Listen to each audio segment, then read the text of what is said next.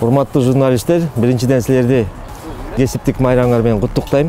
Силердин майрамыңарга карата чогуу мындай шериктештик бир мини футбол боюнча бир оюн өткөрүп аттык элек.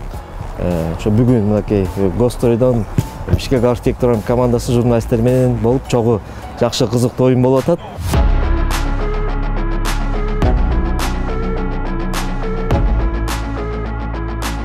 Бул спорт посол мира деп коет. Бул деген катташтыкка аябай жардам берет. Бири-бири менен ишти алып барганга футбол болобу же башка оюн зок болобу, ошонун баарын тең бириктирип, ушул уюштуруп ойноп турсак, бул биздин өзүбүздүн ишибизге дагы чоң бир жакшы жардам болот го деп ойлойт элем да.